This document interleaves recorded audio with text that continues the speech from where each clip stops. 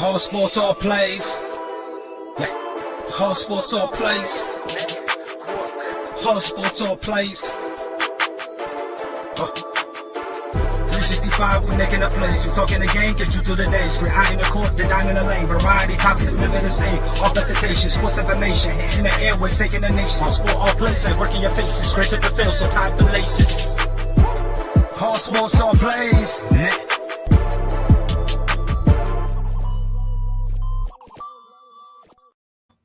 Welcome back to He's on Fire podcast, where your Arizona Cardinals are 8-1 and sitting pretty. And we're going to be joined by one of our favorite guests, Alex from 49ers Cutback, as well, to discuss everything, dissect it. We got a lot to cover today, right, Amit? Yeah, we do. And we got to talk about the Suns, and we got to talk about the turmoil that the organization's in and the injuries that we got going on. What appears to be an injury for DA may not be an injury. Who knows what's going on with the status? But despite that, 4 games in a row, really weird game against Atlanta where I didn't get to catch it, but I saw the highlights, and it basically looked like there was like a 6-minute stretch where they sucked and then they just dominated the rest of the game. So, and we got to talk about the games coming up this week. So let's do it. And Jay? Is ASU making a turnaround? We don't know. Me and Evan, we're going through some bipolar stages right now, but the Suns on a 4-win streak. Cardinals pulled a very underdog win today. And are the Niners as good as people thought with Jimmy G being back? I don't know, but just a lot to get into tonight. Ooh, and we're going to talk all about it here. I am so excited for tonight's podcast, as I always am, but tonight specifically, just because of last week, was it the downfall? This week feels like we're rising again. There's a lot of things going on He's on Fire podcast. Sit back, relax, and enjoy. Let's go. Urkavici sets, loads up, and it is caught! Dylan Strong! Blitz coming, Matthews, Palmer extending the play, crosses the field, Larry Fitzgerald. There he scores, it's over.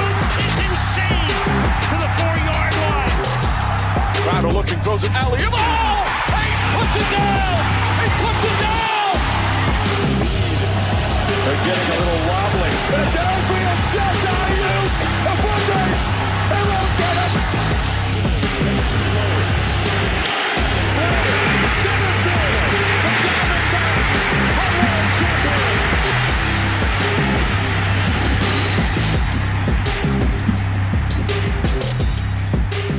And it's crazy. I just saw a couple tweets a few days ago where it was the 20-year anniversary of that hit by Luis Gonzalez. So, like, shout out to us and our only championship that we have. So, thank you, Luigi.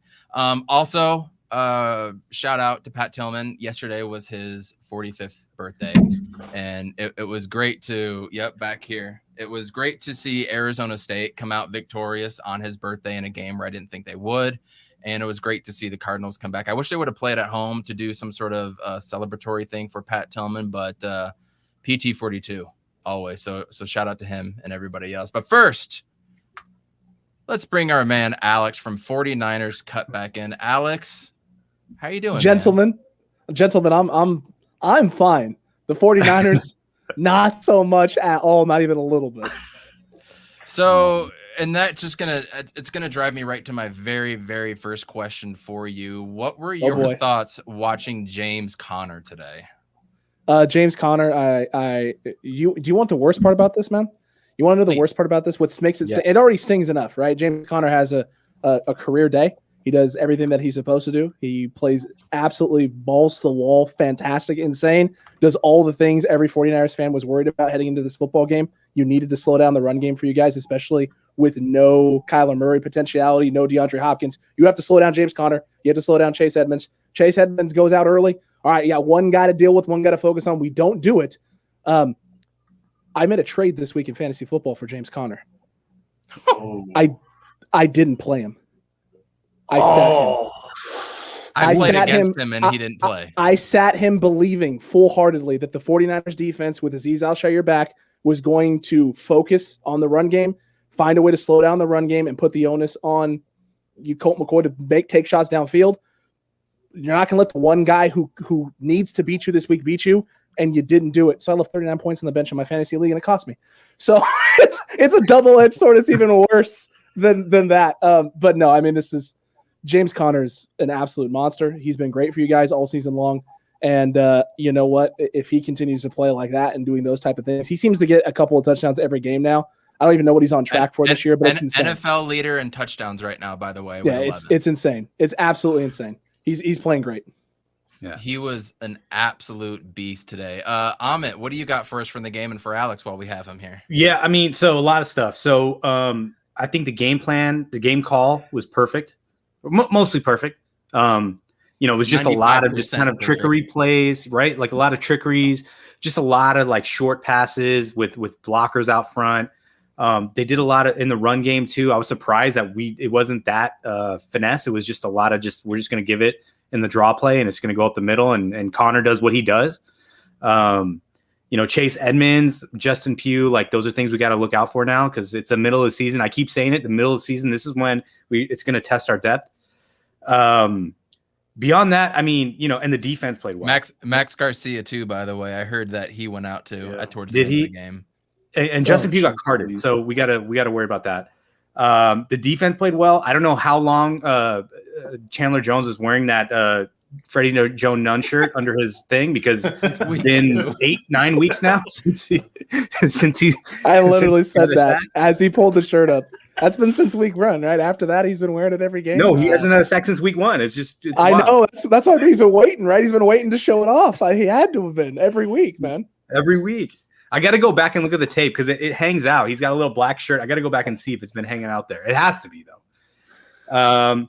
But you know, I have some questions for you, Alex, because I saw some good things from Garoppolo at the start of the game where they had a game plan to attack the Cardinals across the middle. He was decisive on those quick slants, some crossing patterns, and then it just got away from them after that. I don't know. Did you catch that too? So I felt the game plan was similar at the start of the game was very similar to what it was the first time around with Trey Lance in terms of where they wanted to attack with certain things. We've seen on film a lot the last few weeks when we watched, especially last week, you guys versus the Packers. There's a lot of opportunities to get seams going down and getting your linebackers flowing and backward in space and then dump underneath on slants. Those are things that Trey Lance missed the first time around against you guys.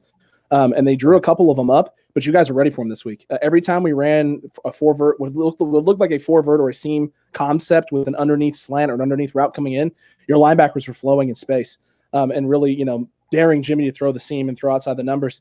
The good thing for San Francisco fans, if you're looking for development and improvement at the quarterback play, you technically got it today. Jimmy was throwing the ball outside the numbers very well. He found guys in space. The 49ers did themselves in. I mean, the George Kittle fumble early in that game when you're getting into Arizona territory that swings the momentum directly into your favor is terrible. Brandon Ayuk making an incredible catch and then trying to get up and do just a little bit extra and the ball getting punched out. I mean, those are inexcusable errors, but they're errors where I tip my hat to you guys more than anything else because your guys, the guys making the plays. Byron Murphy punching the ball out. I mean, that's credit. That's a credit to your defense and your secondary taking advantage in those moments. No, for sure. And the thing is, like, I really don't like defenses that create turnovers because that's not like something you can win a game on every week, you know. But I'll tell you this, and this may be luck. I don't know what it is, but the Cardinals on offense, they've fumbled the ball 14 times and they've recovered 12 of them. Yeah. And you'll take and Connor fumbled one. Yeah, Connor fumbled one today. They got it back. I don't know how they got that back. That was a wild play. It was just the ball was just spurting all over the place. Yeah. But we've gotten really lucky on the offensive side with fumbles. I mean, I don't even know if I want to give it luck at this point. I mean, it might just be situational, right? Like just the area and space and knowing when you can be aggressive and when you need to protect and when you don't need to. It may just be a situational thing. Sometimes things just bounce teams' ways, right? Like the NFL is partially that to an extent. Like sometimes things just roll the way of your organization and your franchise. You know, I know you guys, I've heard you guys talk a bunch and I've watched a few podcasts where you guys have talked about stuff in the past with the Cardinals and just the way it feels like nothing ever goes your guys' way. This is just that's not this year. Everything is clicking Arizona right now, whether it's the defense, whether it's the run game, whether it's the move for Zach Ertz, you know, Rondale Moore doing stuff in space, Christian Kirk. today as well, having himself a nice day, whether it's throwing the football or receiving. I mean, you guys came out and it's almost, I think Cliff Kingsbury had an idea that the 49ers were going to lay back a little bit with the secondary with Colt McCoy playing and try and do something they did last week against Justin Fields that worked out in their favor to an extent because they got a win. And they were ready for it. Colt knew where to go. He was getting the ball out quick. There wasn't a lot of time for him to, for the pass rush to get to him. Like Bosa was getting pressure, Armstead was getting pressure, but Colt wasn't taking a bunch of hits. And when Colt's getting the ball out that quick, anytime a quarterback's getting out that quick, you're putting the onus on your secondary to tackle and make space. It drove us crazy. Ant and I were sitting there watching the game, and I'm looking at it, and I'm like, dude, like the one thing you can't do with no Kyler Murray is let the Arizona Cardinals put the ball in space to their playmakers, because now you're letting their playmakers have the opportunity to make plays. What are you doing? This is the game plan? The game plan is to let them dump off screens to James Conner out in space with blockers in front of him and hope that you can rally to no, let's take away the screens. Let's take away the underneath stuff. Let's make, Colt McCoy try and read the field and make tight window throws. We did the exact opposite of that, and you guys deserve it. You guys deserve all of it. You guys have been prepared each and every week. You're 8-1 for a reason. It's not a fluke. It's not a flash in the pan. This isn't last season for you guys. You guys are a completely different football team. We're one miscommunication or bad pass away from being 9-0 in reality. I have quite a few more questions, but Jay, we haven't heard from you enough quite yet. What do you have for Alex, and give us some of your takes of the game as well, please? Man, I have a lot of questions just about how Shanahan conducted this offense today, because like when you look at stats, Jimmy G threw pretty efficiently, completed 28 out of 40 throws, 326 yards, two DDs, but you guys didn't rush at all, only 12 carries and barely 40 yards rushing, and I'm surprised y'all didn't run the ball a lot more. Same. Yeah, so yeah, like Mitchell, he almost broke out a couple of times, and like Allen was always there, and Simmons, but like I'm just surprised y'all didn't rush because we got exposed on the rush last week. I feel like the Niners would have definitely utilized that, but like Jimmy G, he was throwing pretty efficiently, but it didn't seem like they could get a rhythm going. Like there was always a stop or something. But where do you think y'all should have ran the ball more, or do you think the play calling was just weird? Because it was kind of hard to kind of dissect this game, because Jimmy G was throwing pretty good, but I just didn't see enough of the rushing to really Or was it just due to the fact that we were up most of the game? It was 17.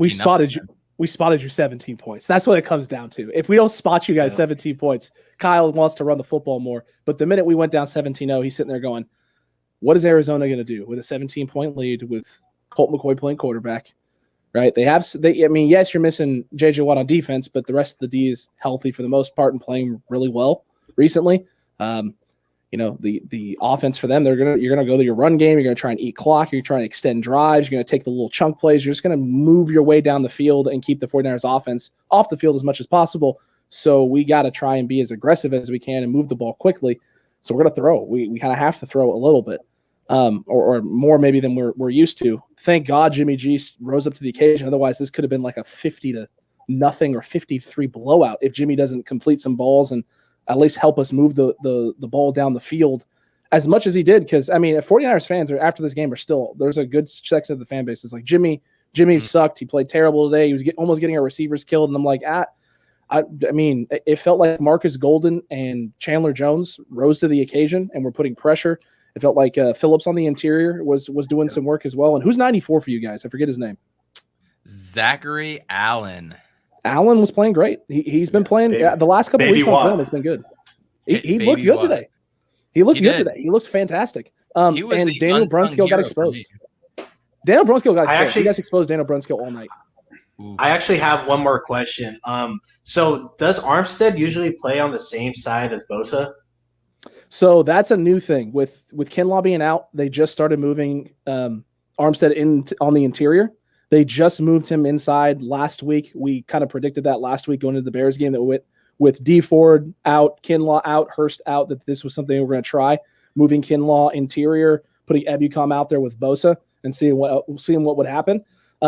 the Bosa playing on that side of that left side of the line, going at your guys' right tackle, that's a new development in the last few weeks. He typically plays on that right side of the right DN spot, that left defensive tackle slot, going up against your left tackle. So that's a newer development, but I liked it. I can tell you right now, I liked watching it. It looked good.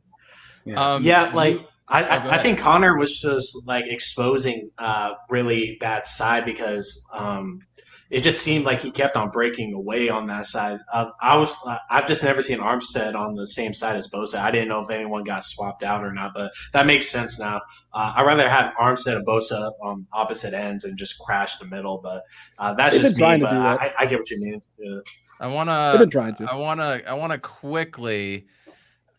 I don't want to burn you or anything, Alex, but you did tell me you were ready for some.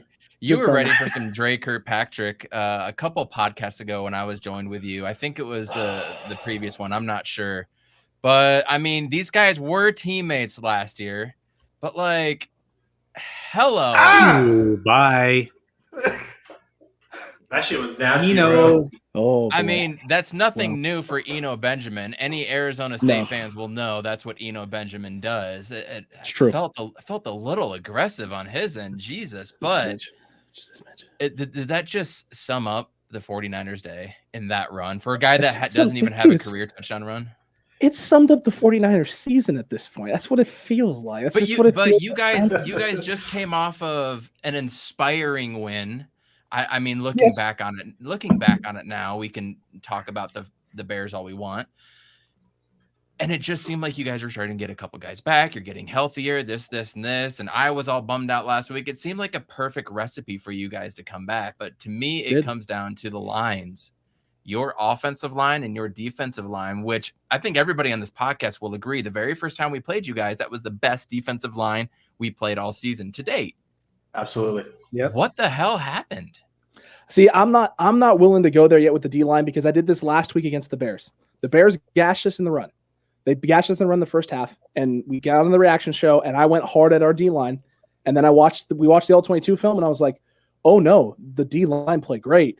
The linebackers played atrocious, absolutely atrocious last week. Some of that was the fact that you had no Azeez Al-Shaair. You were rolling with Demetrius Flanagan-Foles, who we all think now is going to probably not end up on an NFL roster ever again after watching that All-22 film against the Bears. It was that bad. Might be some of the worst linebacker film I've ever watched. High school or college NFL, it was bad. It was really, really bad. Surprising. Film. I'm a big Fred Warner fan too. Fred Warner hasn't been playing great, but a lot of that has to do with there's not a lot of help around him. And from what I could see today, it didn't look like Azeez had one of his better games. So I don't know yet if I'm willing to put it solely on the D line quite yet. But the front, let's put it this way: the D line and the linebacking core, that's our front seven. That's the strength of this defense. The combination of the two did not do their job today. Whether that's execution scheme, I don't know yet. But you would think with you guys having some question marks with the O-line and guys not healthy that we would have taken some advantage, a little bit of an advantage, something positive. Didn't do enough. You know, there's two things that stood out to me. So one of them was I saw this. I mean, we played a lot of zone, and I was just surprised, even in zone, that we didn't put Isaiah Simmons on Kittle. Like, he should have just manned him up. And we did a few times. They did, but they didn't do it enough. And the plays that he broke were the ones that were very obvious, where I think it was Hicks had him in the end zone for the touchdown. Yep. And then Jalen Thompson had him on the other throw, the one down the field. On the one where Kittle fumbled, that Isaiah Simmons gave that up in coverage, and then Byron Murphy came over and smacked that out of his hands, though. Yeah. But yeah. So that's the first. I mean, what did you like? Don't you think Simmons should just be man to man with him, just cover him all the time? He should. I mean, maybe, yeah. I don't watch enough Isaiah Simmons film. How do you guys feel about everything he's done this year? Because I know the speed is there, and how has his coverage been? Breakout incredible season. Most improved player on the team by far. In the last 10 years, our Achilles heel on defense is going to be tight end by far. This was the first touchdown by a tight end by George Kittle all year. And that has been our Achilles heel. And that's a lot of it's due to Isaiah Simmons. And some of it is obviously due to Jordan Hicks as well, too. But Zaven Collins was a no-show. Did you guys notice that Tanner Vallejo was there? I think he was hurt, right? He was. Yeah. Okay. Yeah. He was on the field. I saw something. He was on the field for like 12% of the time. Yeah. So my other question is like, when are we going to see Lance? If we lose next week to the Rams. If we Yeah. lose next week to the Rams, yeah. Once the Niners are out of playoff contention, then Kyle Shanahan will have the support of the locker room to make the switch to the rookie. If he makes the switch to the rookie before then, there's a chance you could lose the locker room because you got guys like Trent Williams, you got guys like Fred Warner, you got guys like George Kittle. All these guys are 2 years removed from a Super Bowl. These guys don't. Well, Trent Williams isn't, but Kittle is, Warner is. A lot of these pieces were around at that time. They don't want to just turn it over on the season because if you go to Lance, you're going to get some positive stuff, but you're going to get a lot of the negative stuff that you saw also against Arizona, where you got guys running open down the seam where he just misses because that internal clock is it's not there yet. He feels like there's pressure sometimes when there's not. Sometimes he holds on the football a little too long. He's reading the wrong side of the field because he thinks he sees cover 2 and he's really cover 3, or he's got cover 4. He thought he saw cover 1. There's things like that where he's just going to miss some stuff. So it's going to cost you in some regards. It's going to be a positive in some regards. But until the team is completely out of the playoff picture, which, I mean, if the NFC continues doing what it's doing right now, it may be a few more weeks because it's like nobody wants to separate themselves other than you guys, the Rams and Tampa Bay. And you need to tell your boy Lance to get down, man. That play at the goal line, the first time we played you, jeez, that could have killed that guy. I had a heart attack. And he mom in the crowd. She was like, yeah. He did it a few times. He took on our defensive players, and I'm like, if he's running like that on 3rd and 7, Have you watched that? The tough part is we watched that game back, and then I went back and watched more college film of him. That's what he did in college. It's just kind of who he is. That's the style of runner he is. He's not like that typical. He's not a Kyler Murray mobile guy where he's elusive. He does a bunch of stuff in space. Yeah, Trey's speedy. He's got speed and he's got some shift in this. Like shift Josh Allen. Yeah, he's a bruiser, dude. He wants to lower the shoulder. He wants to get physical and get dirty, and that's just not a recipe for longevity in the league. Nope. It's not. It's not. It's terrifying. It's terrifying. That's for sure. Brandon Ayuk had a better game. What'd you see out of former Sun Devil Brandon Ayuk? Brandon Ayuk is finally back, guys. He's like back. It's like the Brandon Ayuk that we thought we were going to get all season long, that everyone was saying was going to go off for like 1,400 yards. That Brandon Ayuk, except I don't know if he's 1,400 yards Brandon Ayuk yet, but he's making big catches. He's actually getting open in space. He's winning versus man coverage. There's a fire lit under him. He talked this week on Thursday. During the bye week, he showed up and he went to his locker room. His locker mate is Kyle Juszczyk. He said he walked in and they were supposed to do something. I'm not sure 100% what, some sort of meeting or walkthrough or something. And Kyle Juszczyk basically apparently had words with him. And there's been a lot of reports and stuff that, he took the foot off the gas. He's having a struggle season. He's working through the struggles. And then Kyle Shanahan slipped some comments in there about GPS tracking during practices, speed. And essentially what's coming out now is that he wasn't running full speed during practices. He wasn't running his routes full speed.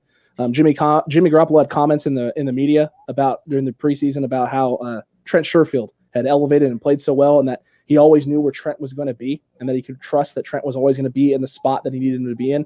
And all of these things are now starting to come out, and Brandon's kind of like owning, hey, it definitely took me a little bit to get where I'm at now and get going.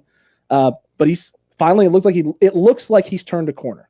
I'm not willing to fully go, hey, Brandon Ayuk is back, but he's definitely trending now towards the guy that we all thought he was going to be, which is great for us. Now we just need to not fumble the ball twice early and, spot a really good football team. Hey, without Kyler Murray, without the pieces you guys have, you guys are still a good football team. With all those things, you're a great football team. You can't give a great/good football team a 17-point lead and expect to have any sort of success.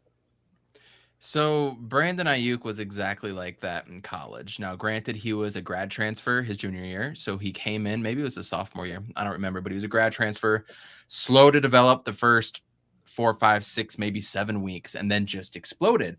N'Keal Harry gets drafted. He's the number 1 guy. First 2 or 3 weeks, slow, and then just exploded, and highlighting the Oregon Ducks that we have, the Oregon Duck play that we have in our intro.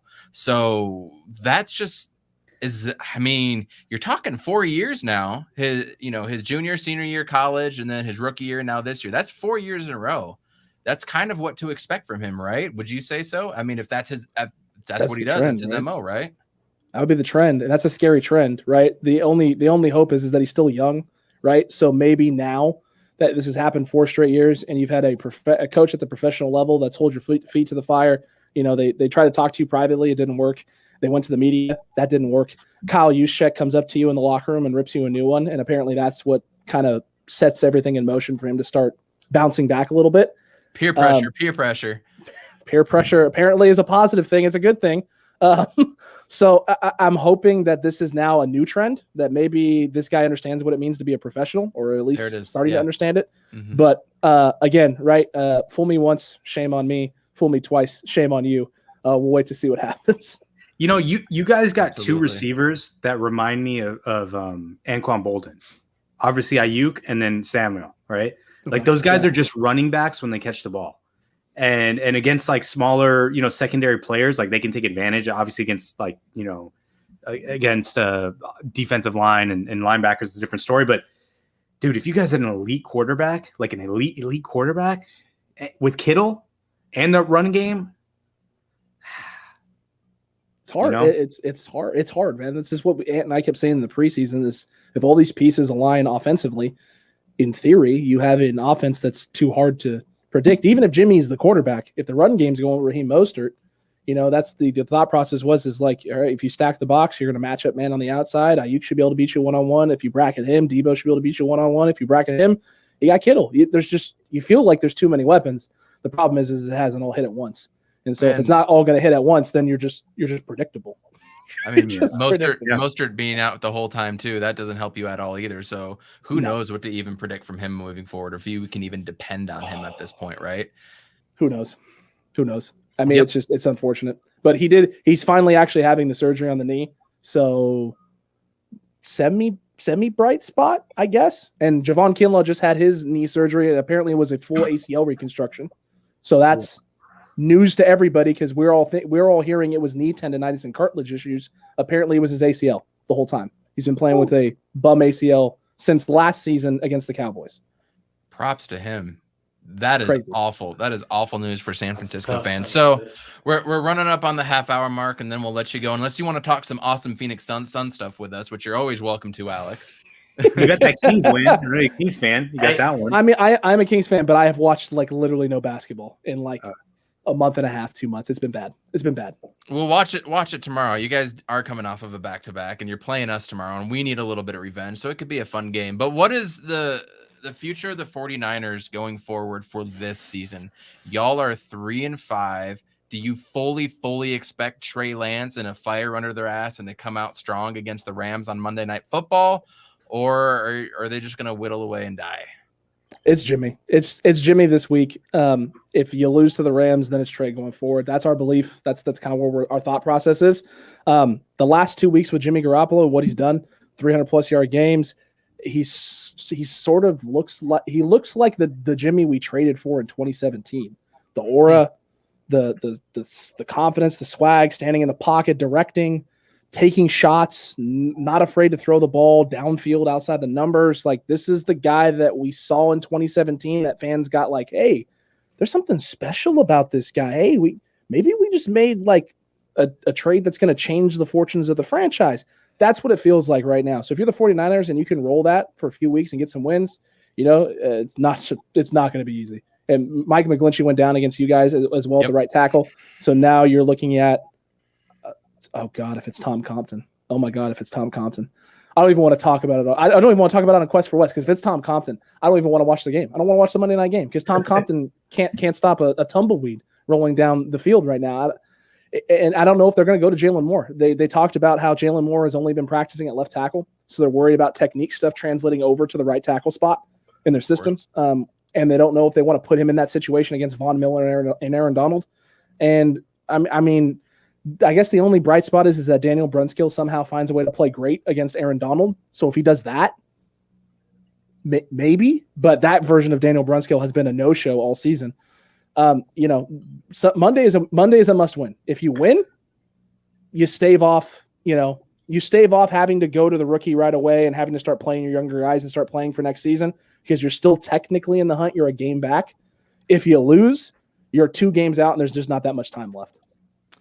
I wanted to point one more tweet to you, and it's a little hard to see there. I'll just remove that. But the tweet said, with this victory over Cliff Kingsbury over Shanahan, Cliff Kingsbury officially has a winning percentage of 0.525, so 52.5. Kyle Shanahan, 444. So officially, Cliff Kingsbury has a better record than Kyle Shanahan.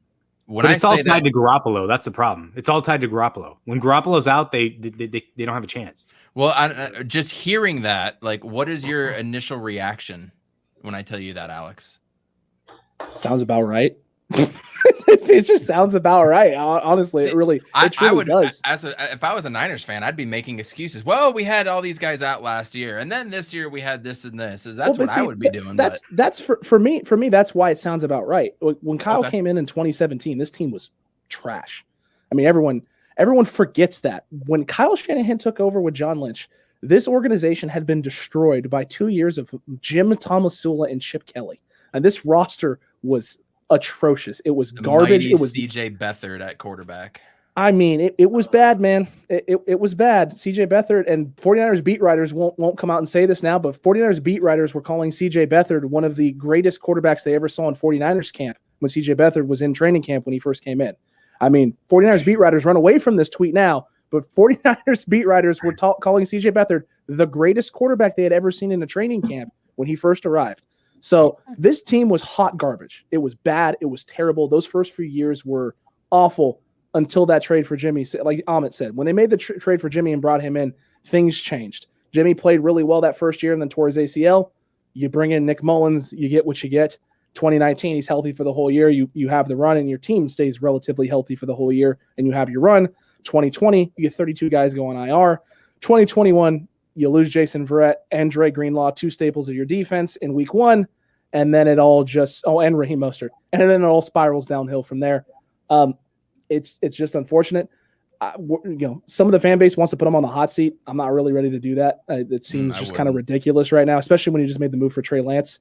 But he's only got a couple years. He's got a couple years to get it figured out and turned around and start getting things going in the right direction, or it's going to be time to start having a conversation. I completely understand the frustration. I think 49ers fans need to chill out on that because he did get you to a Super Bowl when y'all were healthy, which is a big thing in the NFL. Yeah. I want to say sorry, and for you personally, Alex, we like you. We're sorry for you. We're sorry you're feeling that way. It's not personal, but we're very, very, very happy we swept the 49ers, right, guys? Like, this doesn't happen often. Yes. We're thrilled. I mean, you guys definitely should be. I gotta tip the hat to the Cardinals, to the organization, to Cliff. I mean, to the players, top to bottom. You guys have completely shifted the culture. Last year, you guys were in this exact position, and things went a different direction.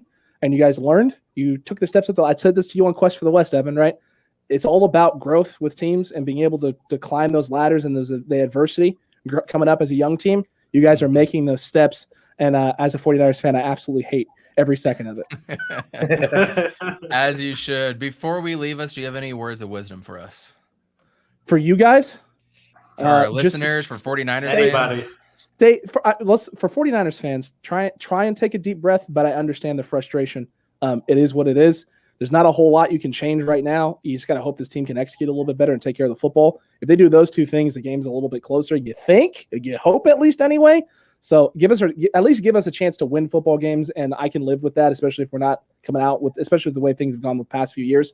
But for the Cardinals fans, enjoy it because you don't know how long the window is. You never know how long the window is. We were in 2019. I mean, 2 years ago, it felt like the next 2 or 3 years, you're just going to roll through with this roster that you got, and you're going to be at least in the conversation. You just never know in the NFL, man. Things can change in a hurry. Yeah. Facts. Absolutely. And real quick, whose jersey are you rocking right now? It's Jimmy's. Because he bowled out for a second straight week. Attaboy. Alex, thank you so much for coming on at 49ers Cutback. You can catch their podcast on YouTube. And are you on any of the audio platforms yet? Oh, man, Spotify, Google Pods, Apple Pods, pretty much anywhere you can find podcasts, we're there. And then YouTube especially as well. Go check them out. Alex, thank you so much for coming on. And I'll see you on Tuesday for Quest for the West. Thanks, Alex. Thank you. Alex. Hey, all you guys, man. Always good talking to you. And good luck the rest of the way. You guys are rolling right now. Keep it up. You too. Beat the Rams. You too, beat man. the Rams, please. Yeah. Please. We'll try. We'll try. Appreciate it, man. Always a good time with him. Thank you so much for coming on. Check them out and check out Ant as well too. Before we get into any Phoenix Sun stuff, Go! Does Colt McCoy deserve to start over Kyler Murray next on First Take on Monday morning? Right? That's what everybody's going to talk about. You guys, Colt McCoy, 22 for 26. We can talk about James Conner all we want. The offensive line played stellar. The defense played great. But none of this would have happened if Colt McCoy didn't show up and be the wily veteran. What do we want to call him? Like, he just played amazing today, didn't he? Like, guys, go off on him. Let's go. He did the whole Josh McCown thing, right? Like, he does that thing. Who's the other guy that we had behind Carson Palmer? Drew Stanton. He does that thing. You just need them once, twice, 3 times. If you got to rely on him, you're going to have a problem. Because he holds the ball a little bit long, kind of like Jimmy G does, where he's holding him just a little bit too long. Sure. But I think Cliff like really designed some plays to get him going. That Christian Kirk touchdown, dude, that was awesome.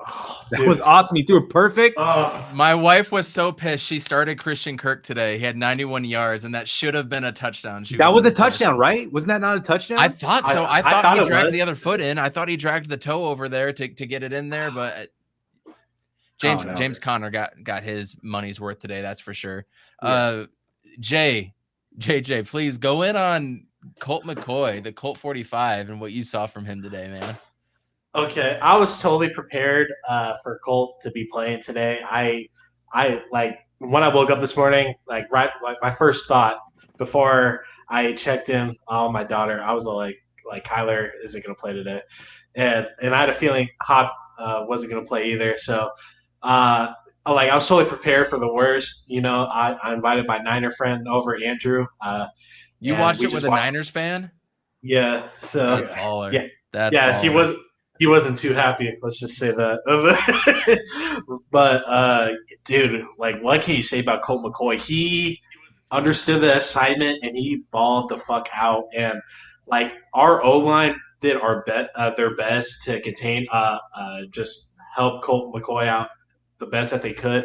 They swapped out Jones and put Garcia in, and that low key worked most of the game. And Garcia was just getting blown through, but like. The run game was absolutely insane. Connor was just not losing yards. He was pushing 5-6 yards every time he touched the ball. And, the screen passes to him, insane. And then that run was unbelievable. And Christian Kirk touchdown to Wesley being like a third string, we haven't seen much of him. Like, he was shout out to great him, today. too. He did great. That dude has hands, man. And Ertz, he didn't get a lot of shine today, but the couple catches that he had, were sort of big ones. But Colt McCoy, he practically stole the show. He knew everyone was depending on him, and he did everything he was asked to do. And just props to him. And he gained a lot of my respect and stuff. He's always been a good backup QBs just to anybody, and he just balled out. But Cliff, the play calling was great. Just the game plan from top to bottom. Vance Joseph had a great system at how they attacked Jimmy. They really blew up the run. They blew up the run like crazy and blew up the run. Yeah, and then their wide receivers for the most part were on lockdown, except for when they split down the middle a couple times. We gave up 326 yards, and I mean, I was more worried about Deebo Samuel, and the fact that we only held him to 5 for 63 was incredible, honestly. Big win. Hey, I just found out my wife went to the store and the baby monitor's upstairs, so I'm gonna go grab that real quick. You guys keep on talking. We'll keep going. So the other thing, hey, shots to Roy, by the way. Your Falcons, if you go look at the standings right now, the Falcons are in the playoff picture. Can you believe that? They're number 7 right now. Are they? They're number 7. Oh shit, they are. Because they beat the Saints. Shout out, Roy. And whoever else they beat. But it's wild, man. Somehow the Falcons are in, and the Chiefs are out at this point. If you go look at the wild card. But yeah, man, it was a wild week, dude. There was just a lot of unexpected things happening this weekend with football. going back to Cardinals game, the other thing that I noticed too was just there was a lot of. Did you see the holds from the Niners? Oh yeah, it was there was a lot. So many holds, right? Like there was so many holds on those plays where Jimmy had time because he didn't have a lot of time. No. But the times that he did have time, there was like 2-3 holes in one play. Like I'm just seeing it. Like the whole left side of the offensive line is just holding their team as he's rolling to the right. So and then obviously that punt return was bullshit. There was two blocks in the back, literally right next to each other. I don't know how the ref didn't throw a flag. Dude. And then that there was another pass interference that I don't think was a pass interference. I don't know. And then Sanchez was just up their ass. Yes, dude, that's what I wanted to say. Sanchez, oh my god, bro. dude. Like he's from Southern California. I don't know what his deal is. Like, is he trying to get a local deal to be the 49ers like local guy or something? I have no idea. And he's not even good, by the way. He's just not. He's kind of boring, and he's just whatever. But and fans were getting all upset on that PI, or not the PI, the personal foul on Colt McCoy, but it was a foul. He grabbed him by the helmet, right? He grabbed his face mask. His helmet was practically off. Yes, but there was a couple times that I think the Cardinals got away with one.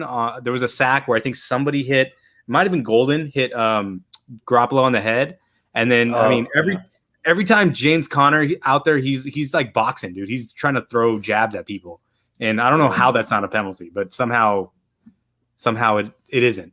Go figure. Are you guys? I want to break down a couple stats for you guys, and shout out to Roy having a perfect sports weekend for him too. Hopefully, we can continue that trend. And I don't know if you guys are Major League Soccer fans, but I've grown to be an RSL Real Salt Lake fan here, and they won today to get to the playoffs too. So shout out to them too. I was when I first got here, and the U.S. men's national team was big when they were, at least decent enough. Kyle Beckerman was huge on that. Kyle Beckerman was so slick back in the day. So I just turned into an RSL fan here. But Cardinals 49ers stats. So get this, you guys. Time of possession. We had it for 36 minutes, 47 seconds, basically 37 minutes. It was basically 37-23. Yeah. And that right there was telling. And the 3 turnovers, Budda Baker with the interception at the end, but the 2 fumbles were huge. So those 2 stats right there clearly did it. But check this out. Where was it? They actually beat us in passing yards, which I think you would kind of expect that. We beat them by 100 yards overall. But the rushing, dude, 163 to 39 yards. 163 to 39. And that's with Chase Edmonds gone. So when I tell you these stats, dude, what are you thinking, Jay? What I think is that we're a lot deeper than we kind of imagine, especially in the running game.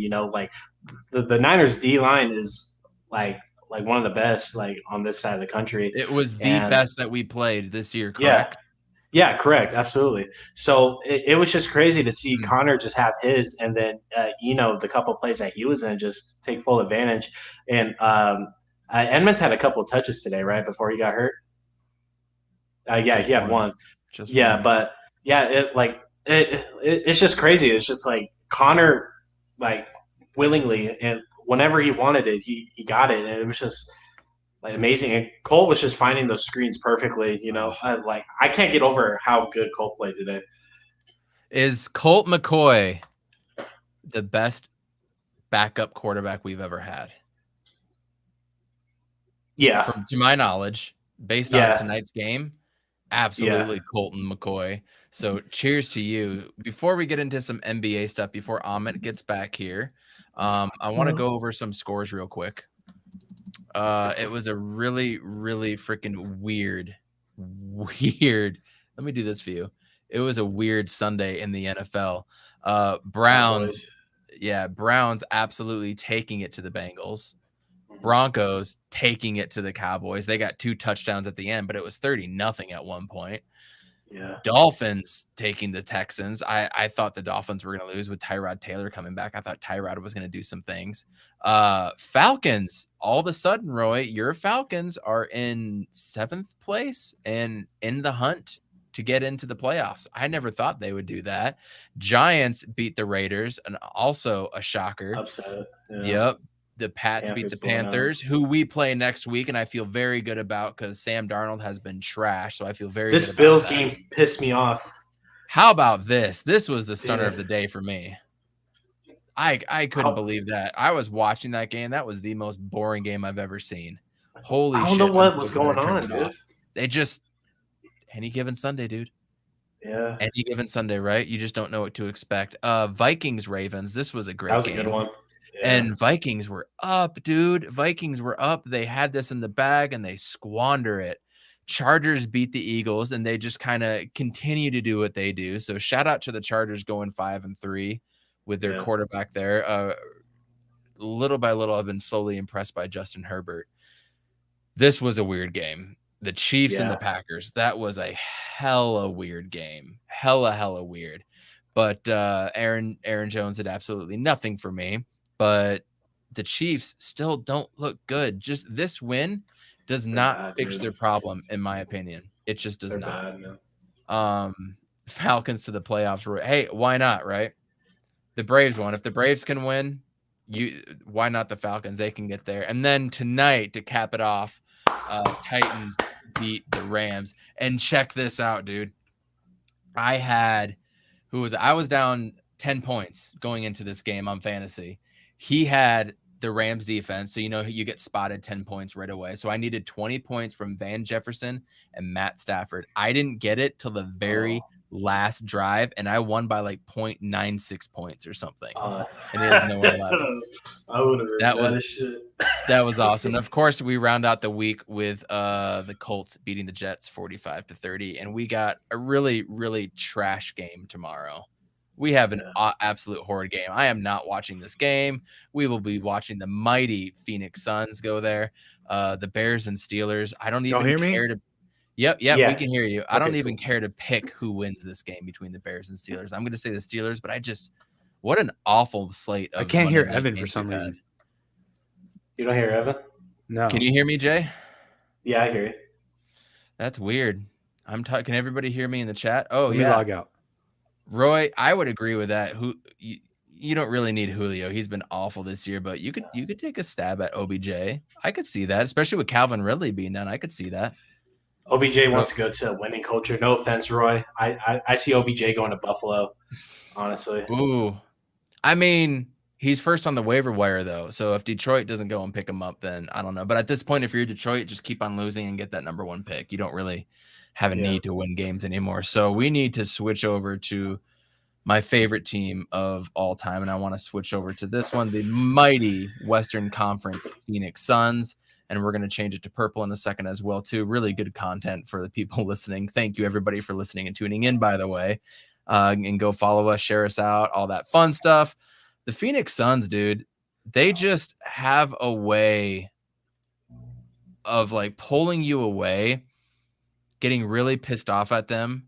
Suns Twitter is going to bicker and bitch at each other left and right. Yeah. And then they come together and they crush it, dude. They just fucking come in and they crush it. The Kings game I was pissed off about, and they're playing tomorrow. That's what was on my mind. But that Hawks game, that was one of the better games that I've seen in a long time. I'm talking about just from a pure basketball standpoint, right? It was back and forth, and it was good defense on both ends of the Did you get to watch that game? Like half of it.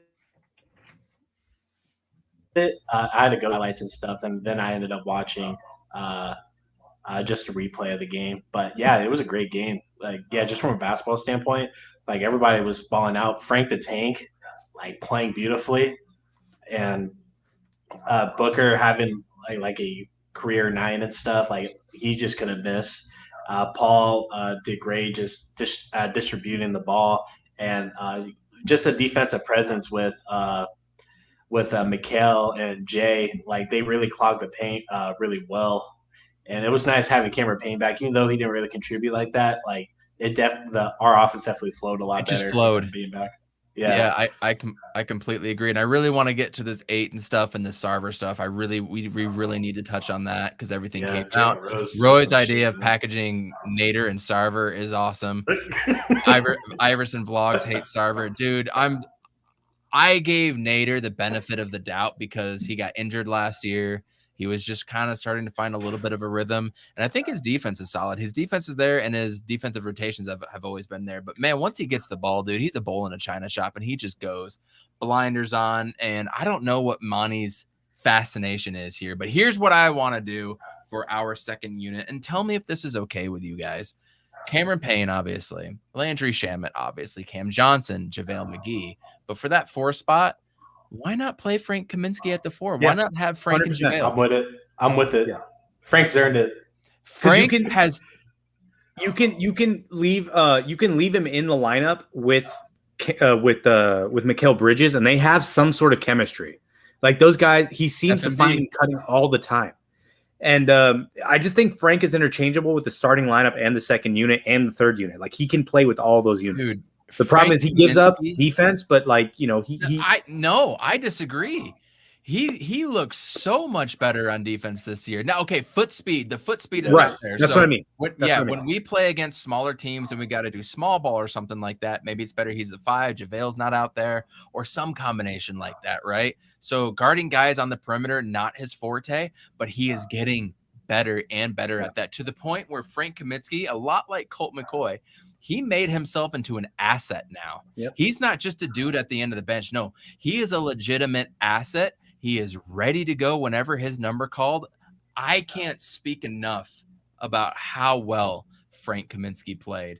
And Roy wants to know why not Sticks. There's a reason. I said it last year on the other podcast. I'm saying it this year. There is a specific reason. I trust Monty, whatever that is. And we just know, like, yeah, I want to see Sticks shine and do something as well too. But tell me when you've seen him play against second string or first string guys and had an impact.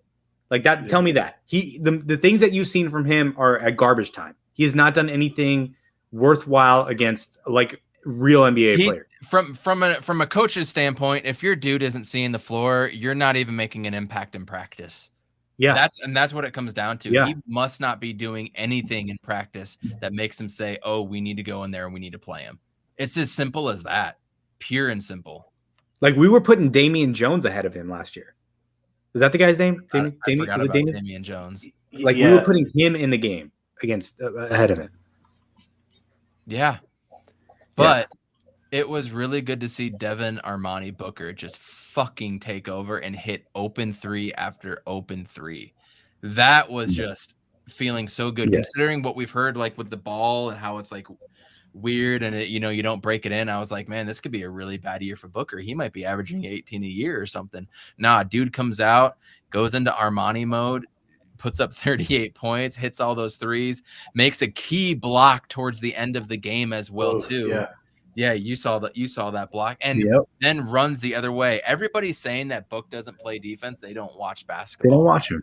Because nobody's saying that about Steph Curry, who came out and said he plays defense maybe 20 to 30% of the time. No, he said 60 to 80% of the time I don't play defense. That's what Steph Curry said. So anybody saying that Booker doesn't play defense, doesn't know basketball, needs to shut the hell up and watch Armani mode. Jay, what do you think of Book's performance last night, dog? Well, just Book in the last 4 games, he's been pretty consistent with when it comes to shooting, and he just has this thing with taking over games.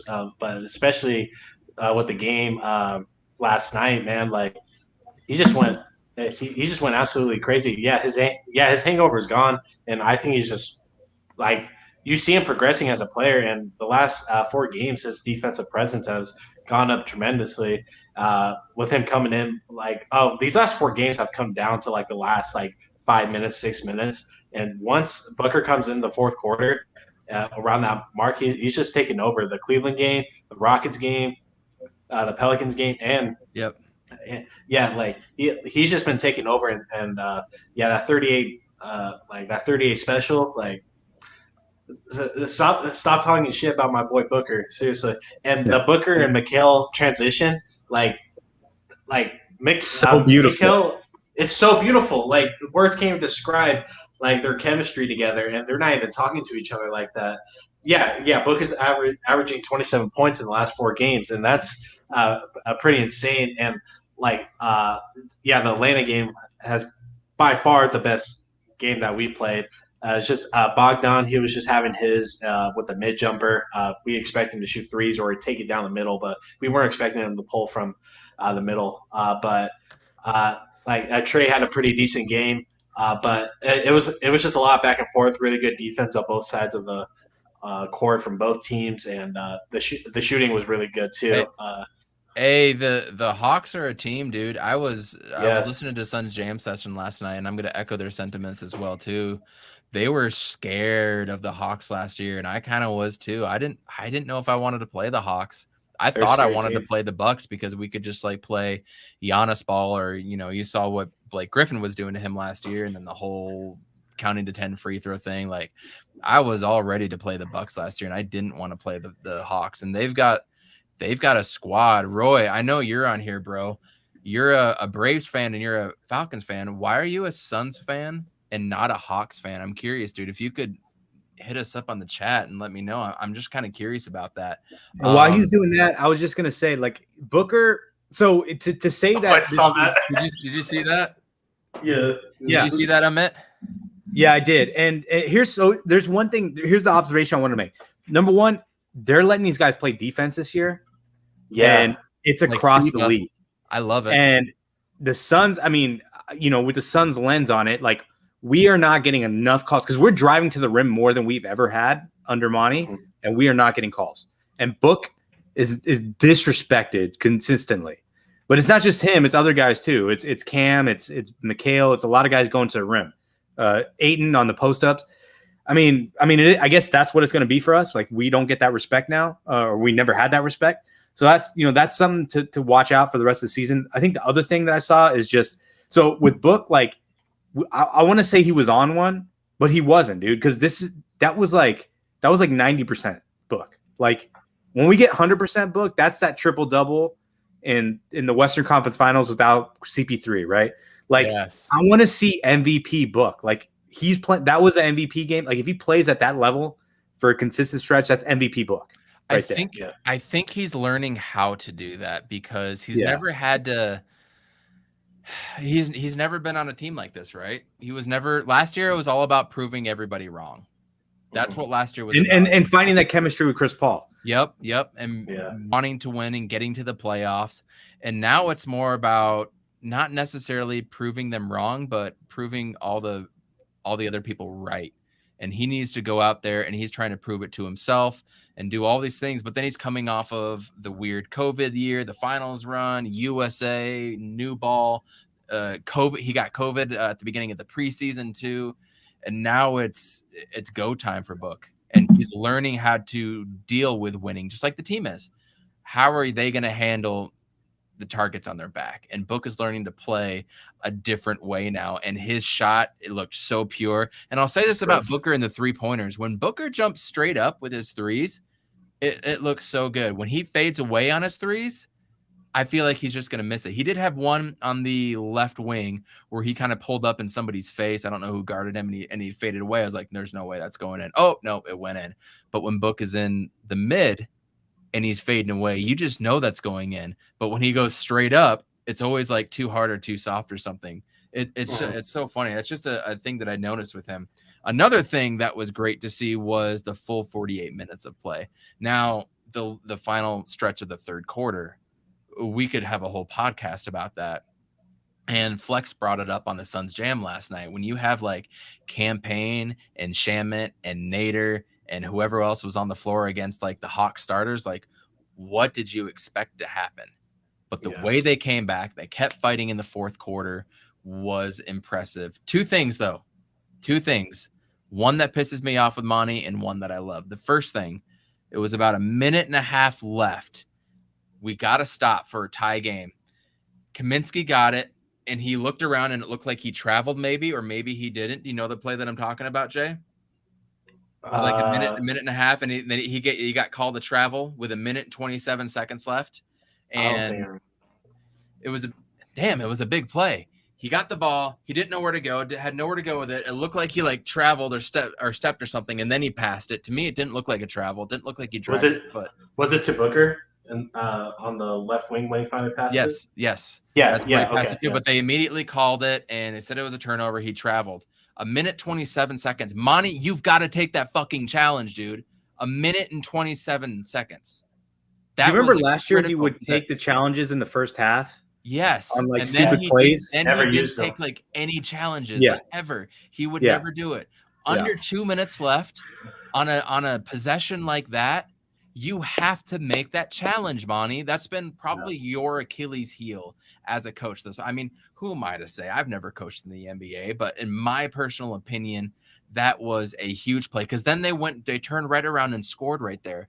We came out at the other end just fine, but I thought we lost it just based on that. If we would have missed going down that way, and then they would have made it 4 points with about less than a minute left, you could almost call it game with the way that they were playing. So I was very pissed off about that. But then I want to turn it around and said this was the best coaching move that Monty made. To close the fourth quarter, he pulled Frank Kaminsky and he inserted Cam Johnson. So we had Chris Paul, Jay Crowder, Book, McHale, and Cam Johnson. When they didn't have Clint Capella, he didn't force McGee in there. He didn't force Frank in there. He made the correct adjustment with just over a minute left. And it was the perfect substitution because then they were stifled. We could switch absolutely everything up top. And so bravo to Monty for that. Dude, you know what that does? If you start playing Cam Johnson at the 5, what that does to teams? That changes everything because he can guard AD, right? Like he was guarding AD. He guarded LeBron in the playoffs. He had good success against them.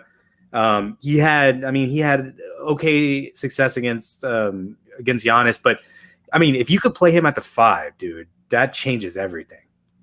That changes everything. I completely agree. And what it does even more, I mean, this is why I do miss Torrey Craig. And Torrey Craig was great, but there were so many games where he just didn't look like he wanted to be there. And it was really, really weird to see.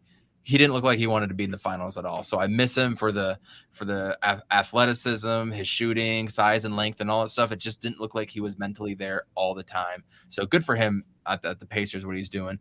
But yes, Roy, will Book be an all-star player this year?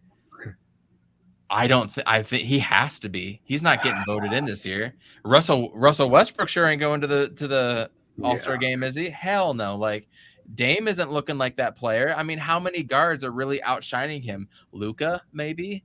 Give me another guard that's totally far and away outshining him so far. I know that one that isn't, but that one that if he puts up a good stretch and because of the popularity of his team is Klay Thompson. Like if he comes in December, plays really strong. He's not coming until January though. Even if he comes in January, dude, I think that just the popularity vote. You know how these things are all biased, man. Like Yao Ming, like always having like the number 1 vote. Like it's just it's all that. Well, that was the China vote, right? Yeah, it was a China vote.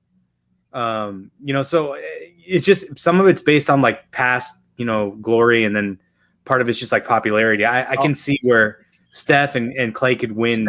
Steph will get there. John Morant is killing it this year. Nobody on the Clippers is. There's no guard on the Nuggets. I mean, you could argue maybe a Buddy Hield. You could argue CJ McCollum over even Damian Lillard at this point, right? Anthony Edwards is going off. Why not Shai Gilgeous-Alexander? SGA is awesome, but then if you put Cheyenne over Booker, you're telling me that records don't matter now? Of course. Yeah, just putting that Booker's been an all-star for the past 5 seasons. So. Dwayne Bacon, obviously. The guy, I don't even know if he's on a team right now, but you got to put him on the all-star team. But yeah, I can't think of any other guards that you could legitimately, other than Steph Curry, place above him, and maybe John Morant. And those are 2 point guards. But, it goes backcourt, front court now anyways. Yeah. Should we talk about Ayton? Why wasn't he on the bench? Yeah, let's do it. Apparently, report. We all know it came out. We talked about it in our group chat a little bit too. If these things are true, and I'm assuming they are true, but court of law, yada yada yada. Well, let's recap the Jalen Rose thing. The Jalen Rose piece, because that's the part that's really from. Okay, so do you want me to do it or you want to do it?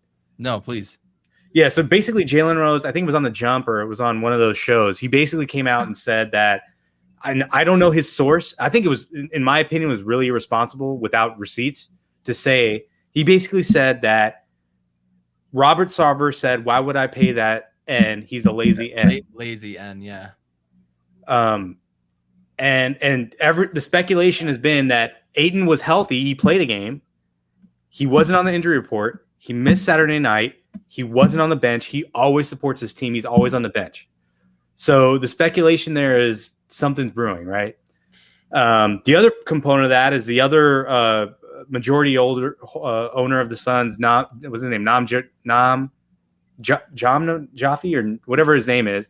I don't know the pronunciation. He's worth $3 billion. He was sitting at the game with Kaepernick. He was the only Suns ownership person that said something against Sarver. Where Fitz as a minority owner didn't even. He was with the rest of the group that was like, let's see with Colin Kaepernick too. By the way, that on that game, this last game, right. So, I mean, look, like so that's laying all the facts out there. I mean, my speculation is Ayton didn't play because if somebody would have said that, if my boss would have said that to somebody and somebody told me that, I wouldn't play. I'm out. I'm fucking done. But it has nothing to do with my teammates. I still support those dudes. I'm with them. But as a protest, I can't be there. But at the same time, wouldn't you come out and say that? That's where I'm at. I mean, that's me. Me being who I am, I would get all the smoke going on anybody if something like that happened. Well, Jay, but don't you think, Jay, like you wouldn't want the receipts though? Like you got to see the receipts. Yeah, I'm more on the receipt end, but Jalen Rose has this thing with being pretty on the dot with, you know, the stuff that he says when it comes to like racial stuff. Like he was on the Donald Sterling thing even before it really blew up like that. So, like, I believe Jalen Rose. So, Jay, do me a favor, just tap your mic real quick. Tap it. Okay, that is that. You're just sounding hella echoey today. It's not normally. It's the room noise. I was kind of away from my. No, you're good. No, go on about Jalen Rose because that's a great point about Donald Sterling. He was one of the first to break that. Yeah, like Jalen Rose, he talks like a lot of shit, but like when it comes to the racial stuff and people just like fucking around, he's usually like right on the money when it comes to this stuff. And just reading the Sarver report and stuff, like it's disgusting. It's horrid, and you know, it's not like I feel dirty and stuff being like a fan of this team and stuff, and it's been like this. It has nothing to do with that. Yeah, you know, it just leaves a bad taste in your mouth, and you know, like if I was Aiden, I wouldn't necessarily want to be in the building, honestly. Just like dealing with that and just everybody looking at me like, you know, like whatever Aiden wants to do, he has my full support. Everybody's got to take their own path with this, especially if you were one of the people that were attacked personally. And just reading how he was like pulled from the car one time by him after a bad game and went to the office with Monty and Sarver, and they were all bitching about that. Like, I mean, it's clear as day. Sarver has to go, and I think he will. I think he's he is going to get pushed out. The other thing that is just so weird to me, half the people that work there will say, I'm not surprised this shit happened all the time. The other half of the reports, including Devin Booker, including Rex Chapman, dude. Including Rex Chapman, who's an activist. He was like supporting Sarver. He's like, I never experienced any of this. And James Jones. The other half, they're blown away. Steve Kerr, Steve Nash, they came out completely mind blown. Like, I can't believe this came out. That is what's so weird to me. And the point that people are just kind of, nobody else is saying. One half is saying they're not surprised. The other half is completely shocked. So the truth lies in the middle. But here's the thing. I forget who tweeted it the day of, but some CEO, not Amazon, of like Netflix or something like that, pulled a prank and pants somebody, and they had to be put on the sexual predator list just for pantsing somebody. Sarver fucking admitted that happened, that he did that to somebody. In the interview, he said that happened. He says, I truly apologize to so-and-so. I acted like this, and I shouldn't have done that. So he admitted it. So if nothing else, if nothing else is true, he admitted to that. He should be put on the whatever that list is called, the sexual whatever list. You guys know what I'm talking about? Yeah, no. Yeah. But he also admitted to saying the N-word in front of Earl Watson, dude. So that, but yes, that's a different issue. My point is like in like a court in a court, you can be the biggest dumb hick redneck out there saying that stuff, and nothing legally will happen to you. My point is that he did pant somebody. He should be put on that sexual predator list, and I can guarantee you, no other NBA owner or owner of a sports franchise is on that, and he would have to get the boot. Now, saying the N-word and going off like that, dude, don't even fucking get me started on that. That is completely unacceptable. And if you said that even once in a place of that stature, you should not be there. No. Even if you're quoting, you can't be doing that. Dude, even if you're rapping a lyric and you accidentally say it. You know what I mean? Yeah, so I have one insider thing that kind of ties it together. Basically, like, this dude is just off the rails. So one of my friends from high school, he went to ASU. His cousin's from LA. He came out to ASU to go to grad school. He went to law school there. Somehow he became the Manny for Robert Sarver. So he was like basically doing his errands, picking up stuff. And he would just send him inappropriate texts all the time. Not racist stuff though, but just inappropriate shit about the players. Like the one I remember is when we traded Shaq away, he's like, oh, now I just dropped 300 pounds or something like that. It was just like, why would you put that in a text? Like, why would you say that about a player that you traded for? Like, it's just inappropriate stuff. And it's pretty clear that this dude is always inappropriate. It's very clear that he is. Even with the GOAT situation, which he never denied. No one ever came out and said, like, wrote a fucking statement. Weird with McDonough. Right? Yeah, like nobody said, like, he never wrote a statement for that. Yeah, Philly Sports Talk Podcast in the house. What's up, man? Up? Good to have you. Thanks for the follows as well. Dude, everything that we've heard, again, if just the pantsing thing is true, he needs to go. Like, this isn't hard. Yeah. This is not a hard situation. And it really pisses me off that only one minority owner came out and had his own fucking statement. It pisses me off that Larry Fitzgerald is on there. Like, I feel bad wearing his jersey right now just for this fact. Like, the fact that one, you're a minority. Okay, you know what? I'm not going to speak on that. I'm not a minority, and I have nothing but utmost respect for anybody that feels disrespected. You know, I'm always rooting for the little guy in sports and in life, you know? But the fact that I have so much goddamn respect for Larry Fitzgerald, and he didn't even come out and say, let's let the NBA do its process. Even if he wasn't fully against or for Sarver, the fact that he didn't come out and was like, we need to have a due process, pissed me off. Just that simple fact, you know? Is that legit? Am I wrong on that? I don't know. It's so weird that he could be racist with some people and not against other people. Like, it felt like he felt superior to a lot of people, right? Like, he felt superior to Earl Watson, dude, but he doesn't feel superior. Don't you guys act a different way in your boss's office though versus your friends that you work with or something, right? I don't know if that's I don't know if that's unnatural. I think he knows he thinks he knows what he can get away with certain people, and then when he needs to be on his P's and Q's is what I'm gathering. Yeah. Yeah, it must be. He must. I mean, but then to go around the office and share pictures of your wife, like, what are you doing? Oh, yeah, that was fucking weird. I forgot about that.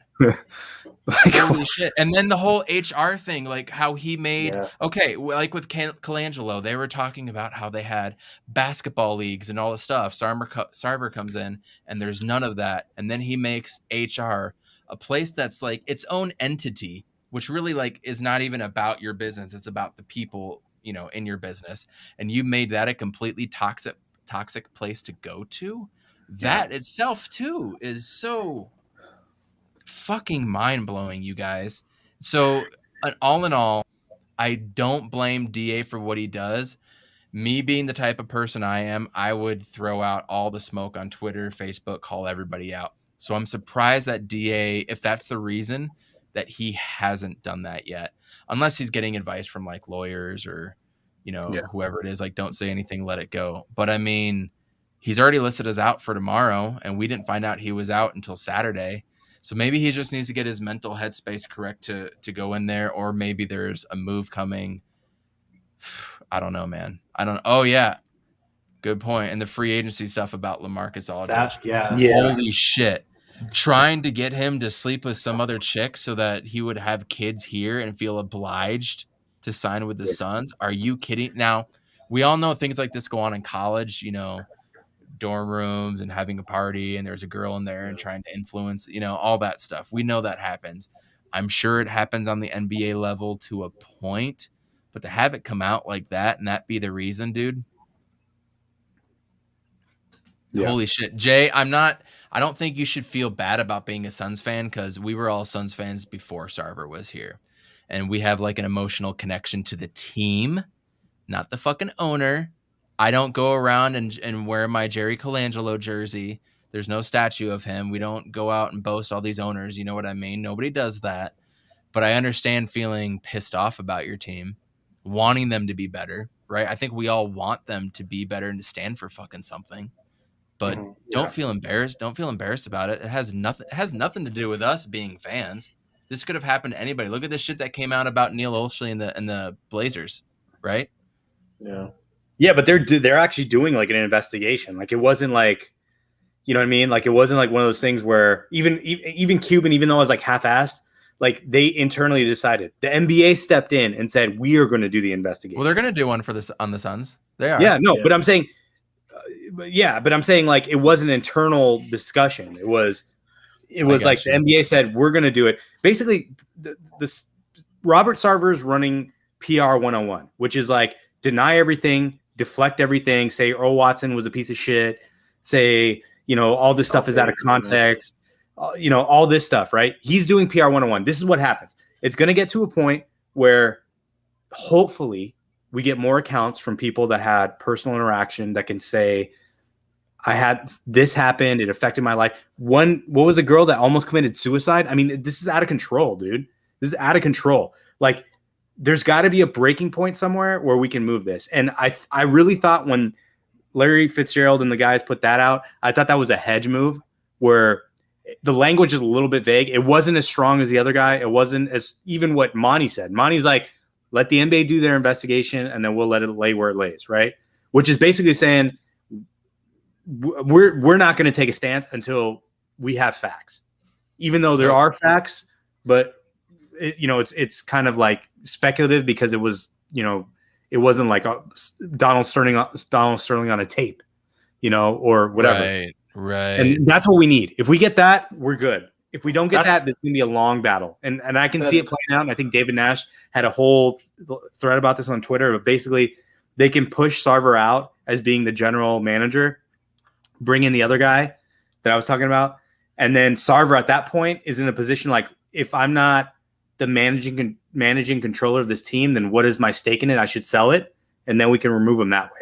That'll be a longer process. I'm thinking that's where it's going to go at this point. I don't think because it's all, you know, hearsay. We don't have like that tape. We don't have anything like, I mean, that I hope Jalen Rose got the receipts. I really hope Jalen Rose got the receipts somewhere. I mean, that's like my whole problem with this whole thing is because like I just hate sports media and they like someone always has to break a story. Like Jordan Schultz putting out like ESPN is putting together this thing. I think totally like gave Robert Sarver time to kind of clean things up a little bit. Like Donald Sterling, when that shit happened, like we had the tapes, we had stuff to back it up. And then when the report finally came out, we were like, oh yeah, he's done. And then he had to sell his stake. Like I think what Jordan Schultz was very like irresponsible, and it kind of fucked this thing up because we could have had this dealt with by Christmas if we had receipts on like Sarver. But yeah, like, I agree. Yeah, just me being a fan, like I'm 21 years old. Sarver's basically been the owner of my whole life, and I kind of think of it as, you know, like how like police stations be. I don't have good experiences with police officers and stuff. If there's one, there's probably a good amount at a station and stuff. You know, I just don't want it trickling down. I don't want it to be a toxic atmosphere because a lot of women had to deal with all the shit that was going around in the office, and they couldn't really necessarily go to anybody just for help. And you know, I just have sympathy for everyone that went through all that shit. So and that's being lost a little bit too, by the way. Yeah, And it is. And Iverson, to answer your question, this is going to be a good year. You think a year? Yeah. Whole Sure. year? I think, dude, Sarver can pull some strings and make that go on. I don't think this is going to be a quick investigation, dude. That's what I'm saying. Totally Jordan right, Schultz Kay. fucked this up. Like Jordan Schultz fucked this up, and like we could have got him out if we actually had some concrete evidence. Like Earl Watson has no reason to lie.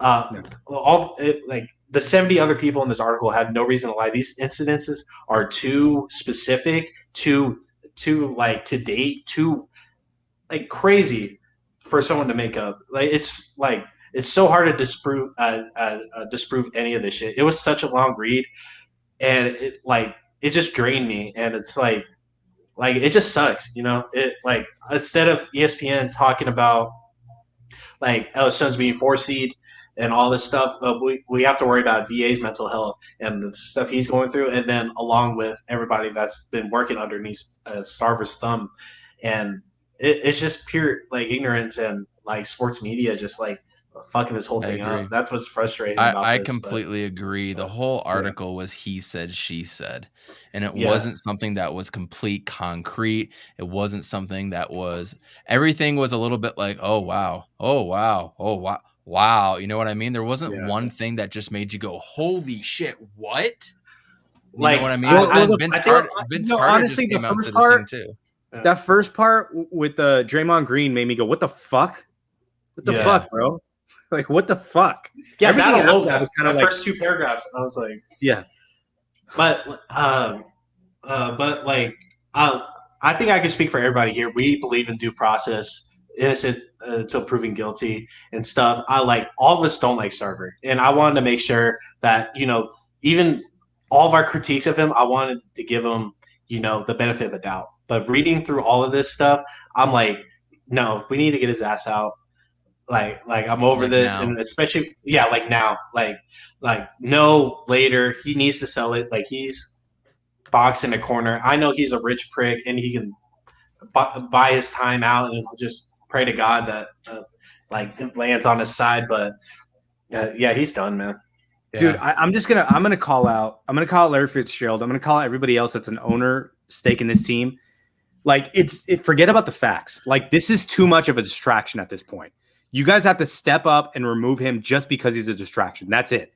Like we've seen what he's done as an owner. You can say where he didn't pay players. He said things. Raja Bell has quoted on his podcast multiple times the things that he said to him and his wife. Yeah. Disgusting. He's got to go, man. You guys got to step in and say, we're trying to win a championship. Robert Sarver is not going to help us do that.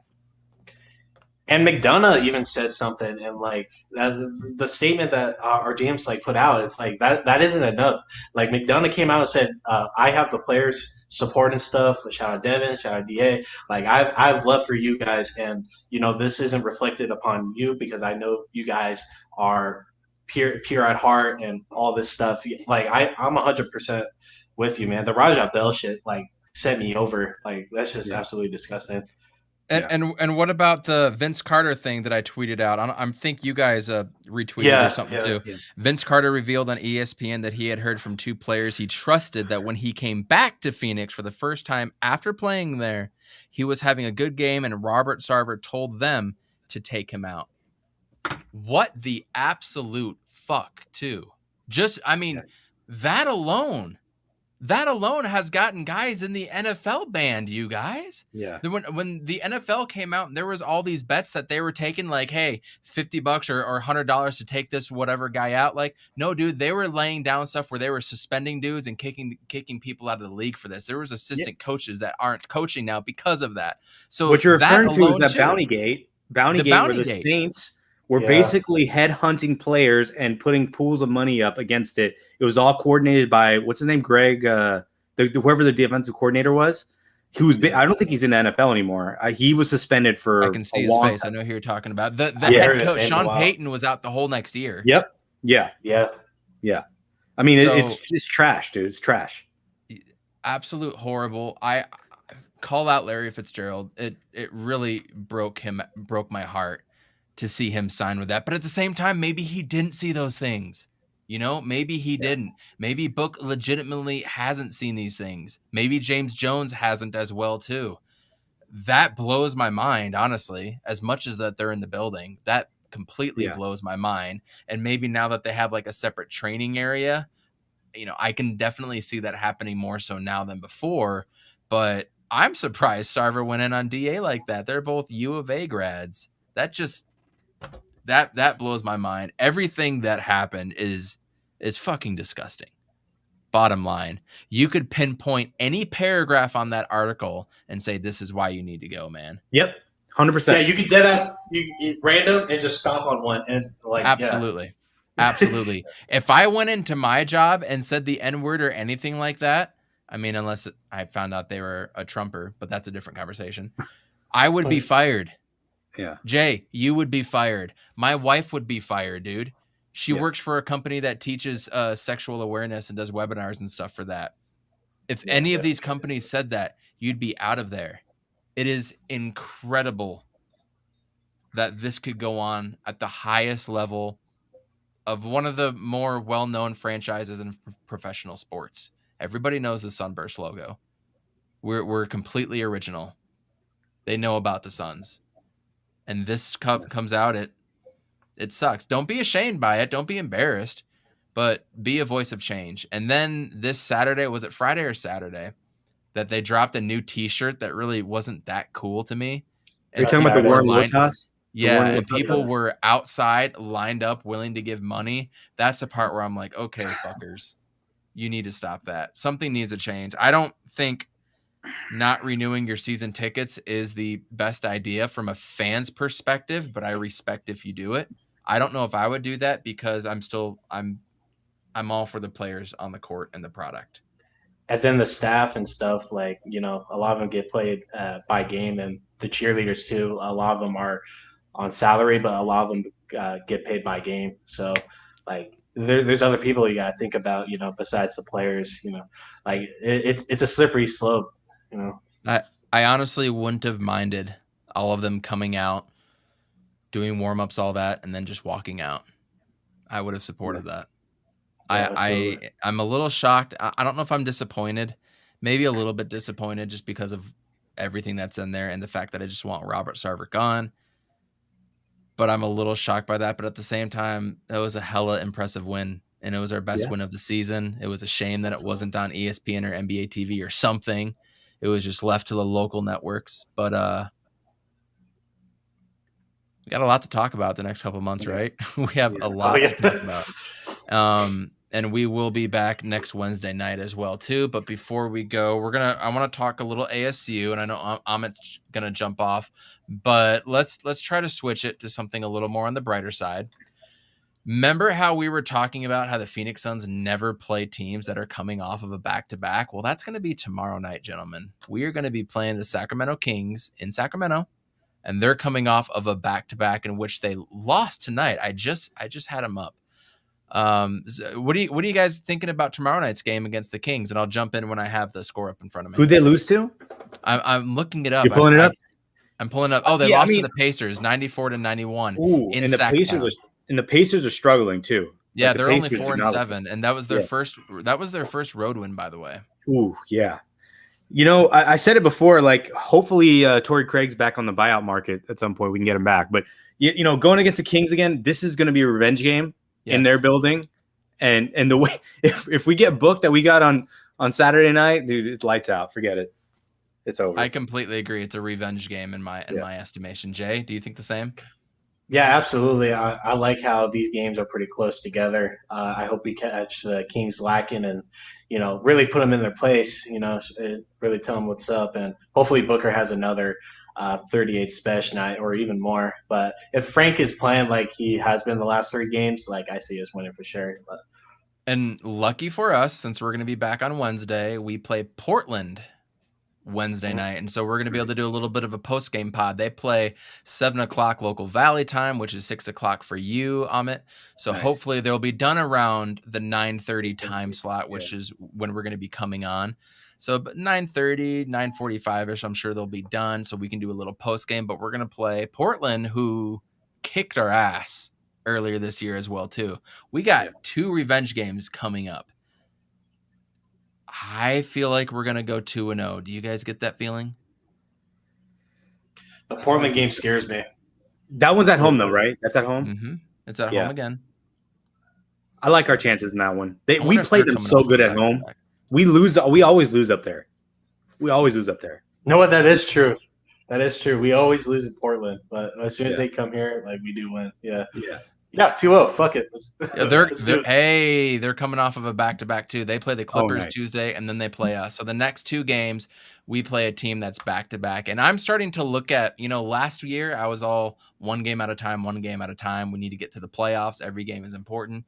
I'm kind of looking at this year in chunks and week by week. So to finish out this week, when we'll be back with you guys next Sunday night, we finish out by, we got to go on a 3-game road trip, by the way, after the Portland game. Friday, we play at Memphis, and Sunday, we play at Houston. And then the following Monday, we play at Minnesota, but we're not going to talk about that one yet. So at Sacramento, home to Portland, we're saying 2-0, at Memphis, at Houston. Now, I think Memphis might be the trap game. I just feel like this week we're going to go 3-1. I don't know which game we're going to lose. I feel good about our 2 revenge games coming off of back-to-backs. I feel good about Houston. Maybe Houston's the one we drop, dude. I think Houston's the one we drop. That's kind of a scary team, right? They just dude. They got some guys that can go one-on-one, that can play defense. Like, they got some studs on that team, and they're not afraid. Yeah, they did, and we beat them like a drum, like the last season and a half or whatever it's been. So I feel like they got one on us at some point. Yeah. Memphis. I mean, I think we could beat Memphis. Yeah, I think we can too. I mean, if we lose, Ja's going to go off for 43, right? Yeah. I am looking forward to seeing Ja for the first time. And then after the Houston game, we play Minnesota, which we'll talk about later. I am very excited to see Anthony Edwards. Anthony Edwards is a fucking stud. The week after that, though, we play Dallas twice, and then we play Denver again. That's another revenge game. We got a lot of really good games coming up. So great time to be a sports fan, not so much of the other stuff, which we don't need to divulge into anymore. Cardinals are up, Suns are up, ASU's looking good. ASU basketball starts Tuesday, which I can't wait to talk about on Wednesday's podcast a little bit too. But we got the Panthers we got to worry about next Sunday. Is anybody worried? The Panthers always seem to have our fucking number. Like always, except for like the 2009 playoff run and Cam Newton's rookie year, the first game. Yeah. Are you guys worried about the Carolina at all next week? Well, I'm worried. So I had to check. Are we on the road or at home? Well, we home. Oh, okay. Forget it. Yeah. Christian McCaffrey's back too, but Sam Darnold looks like trash. We're going to stomp him. Hassan Reddick revenge game. Anyone? Yeah, I know. No. I mean, I'm hoping that Kyler's playing though. Like, I'm expecting Kyler to play, so I'm saying this. He should. No, he should play, right? We escaped one though. I mean, if he's not 100%, are you okay with resting him?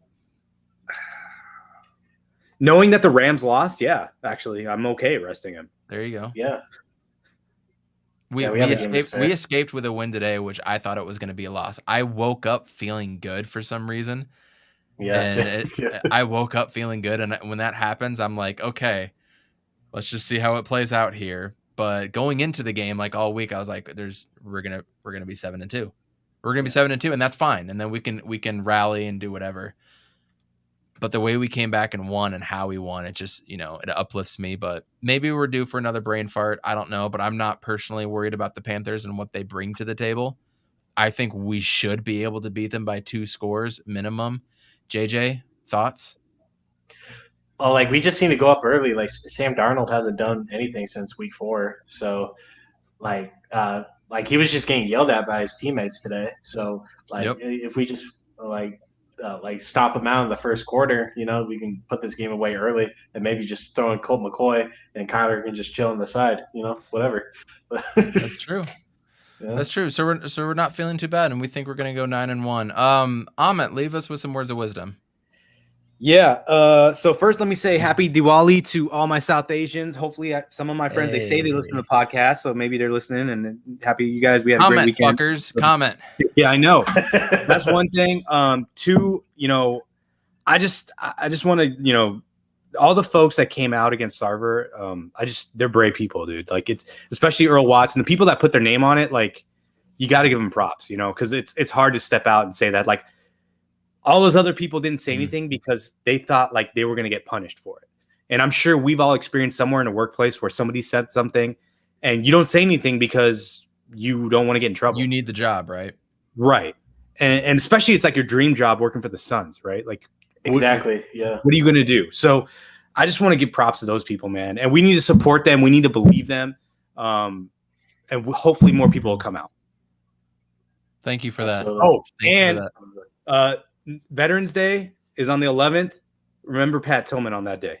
And happy belated birthday. He would have been 45 yesterday. Yes. Yeah. Amit, it was a pleasure again. Thank you so much for coming on. Thanks, guys. Have a good one. Yeah. Later. You too, Amit. Much love. Don't really need to divulge too much into ASU here, but what did you think of their gold on gold jerseys? I like them, honestly. Really? Mustard yellow. Yeah. The helmets are pretty fire too.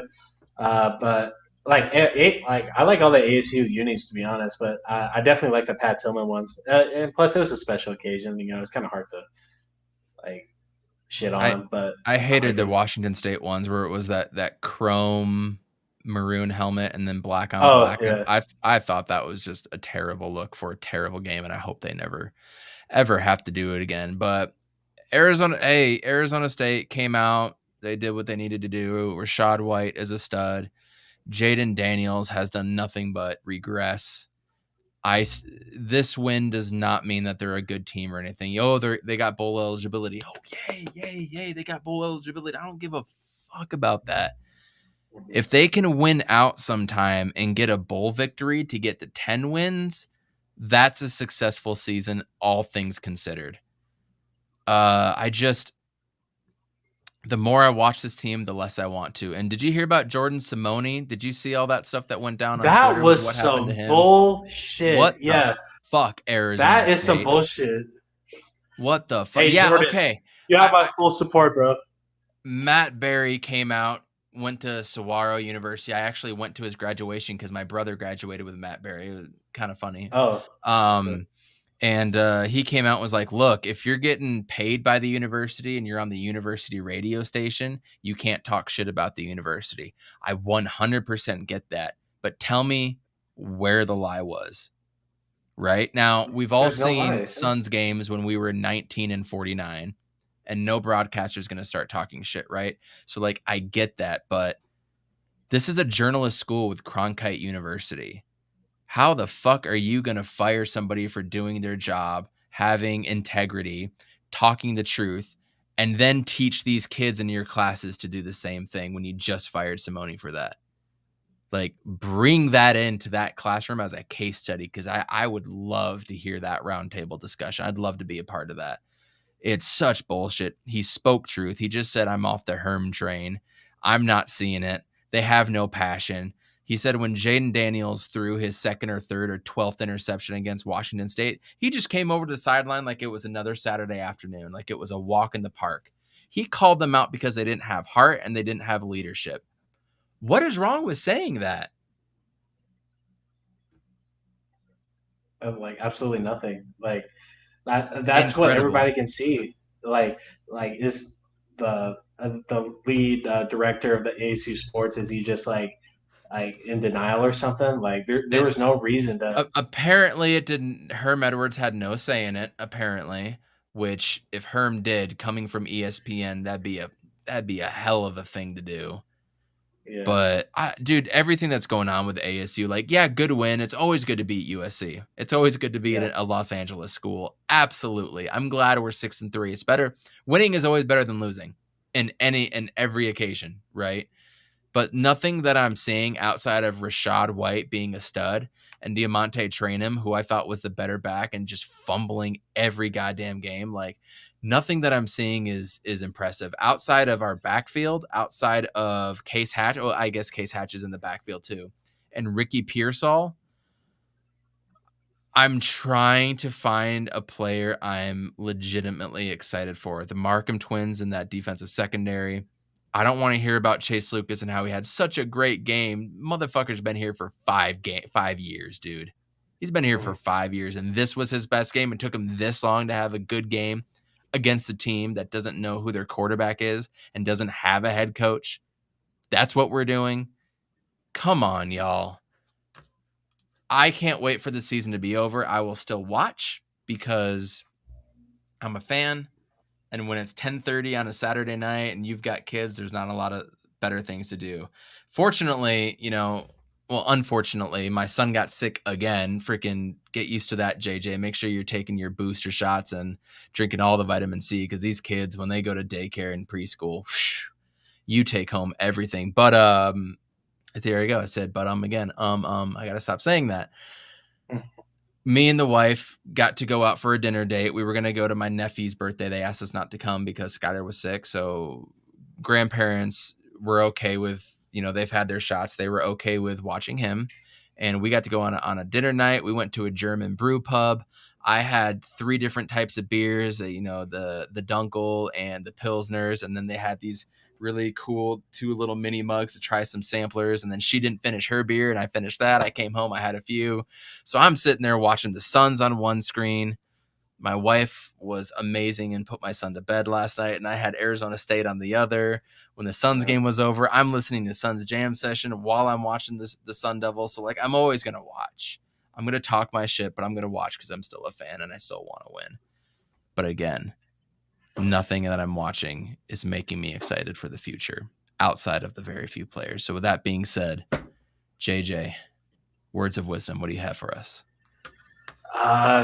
Just, being an Arizona fan, a sports fan, a lot of things are good right now. The Suns, at 4 straight wins, we can probably get 6 by Wednesday. I'm really looking forward to these next couple of weeks because a lot of good games they can really test our depth and what we need to fix. So, then with the Cardinals, Colt McCoy, you're my boy, dude. I know I can trust you, and you're my boy, Blue. You're my boy, Blue. But it was just such a great performance today. I mean, shout out to Alex for joining us today. That must have been tough. He was probably expecting us to talk shit. He's the consummate professional, isn't he? Yeah. He's a professional and stuff, and I appreciate him coming on and talking his shit. We'll talk behind his back about his team. That's a given. But Packers lost. That's karma. With the whole Aaron Rodgers thing, we're not going to get into that. Cowboys lost. Stupid shit. Cowboys lost. Rams lost. Buffalo lost. That was stupid, but hey, it's a great week for us. The last 2 weeks have been kind of just But yeah, Saturday was just filled with great games, and that Canelo fight was amazing. That was a great fight, and get this too. The Titans, who just whooped the Rams, lost to the Jets. Yeah. With Derrick Henry. It's anybody's game this season. It's anybody's game this season. Why not us? Yeah, why not us? Why not us? My words of wisdom are, I'm going to kind of echo what Alex said, is enjoy it while it lasts. And we have an amazing week ahead. Not only me personally, I get to watch a little RSL Major League Soccer playoffs with them getting in tonight. But tomorrow night, we got Suns and Kings. Tuesday night, Arizona State plays their first game against Portland. Wednesday, Portland University, not Portland State.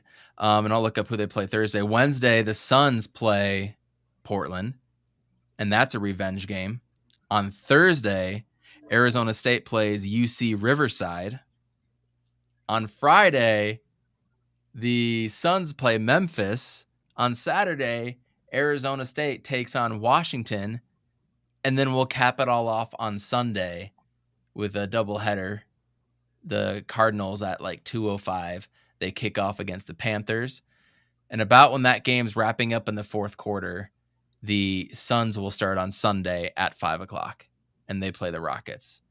So there is a game every single day, double next Sunday. So enjoy it while it lasts. This was a great podcast. Hour 45 minutes. Alex from 49ers Cutback joined us. Cardinals are 8-1. Suns are finding their winning ways again. Everything is bright in the valley. He's on Fire Podcast. Thank you for tuning in. Peace, Looks up. And it is